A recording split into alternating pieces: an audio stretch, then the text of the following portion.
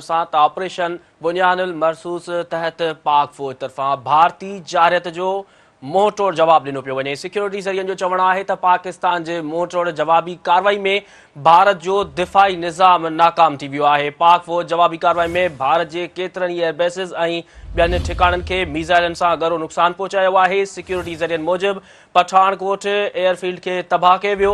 उन खां अलावा भारतीय ब्रिगेड हेडक्वार्टर केजी टॉप खे बि तबाह कयो वियो आहे। भारत जी राजधानी दिल्ली में बि पाकिस्तानी ड्रोन जूं उॾामूं जारी आहिनि। पाकिस्तान भारत ते साइबर हमलो कयो आहे। सिक्योरिटी ज़रियनि मूजिबि साइबर हमले में भारत जा केतिरा ई ग्रिड बंदि थी विया, जंहिंखां पोइ मुल्क ऊंधाई जे वर चढ़ी वियो आहे। पाक फौज पारां इंडियन ठिकाणनि ते फतह मिसाइल फायर कयो वियो, जॾहिं त उधमपुर एयरफील्ड बि तबाह कयो वियो आहे। उधमपुर एयरफील्ड तां पाकिस्तान, अफ़गानिस्तान ऐं अमृतसर में सिखनि ते मिसाइल फायर कया विया हुआ। पाक फौज जे जवाननि नारे तकबीर अल्लाह अकबर जे नारनि सां फतह मिसाइल फायर कया।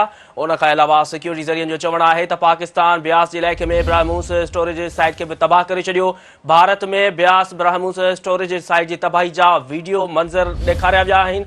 वीडियो में ब्रह्मोस स्टोरेज साइट तबाह थींदे ॾिसी सघिजे थो। सबूतनि सां ही मंज़र ॾेखारिया पिया वञनि। पाक फौज भारत जो S-400 सिस्टम बि तबाह करे छॾियो आहे। एयरफोर्स जे JF-17 थंडर जे हाइपरसोनिक मिसाइल निशानो बणायो, पर ॾेई मीडिया जो चवणु आहे त भारतीय डिफेंस सिस्टम जी मालियत लॻभॻि $1.5 बिलियन आहे। पाकिस्तानी साइबर हमले में भारत केतिरियूं भारतीय वेबसाइट हैक कयूं वयूं आहिनि।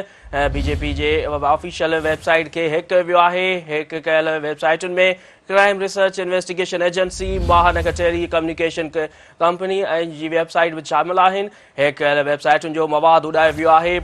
फौज भारतीय एयरफील्ड सप्लाई डिपो तबाह करे छॾियो, जंहिंजी वीडियो पिणु जारी कई वई आहे। राजौड़े में पाकिस्तान में दहशतगर्दी कराईंदड़ भारतीय मिलिट्री इंटेलिजेंस जो तरबियती मर्कज़ तबाह कयो वियो। ससा एयरफील्ड जी तबाही जी ख़बर पाण भारतीय मीडिया नशर कई।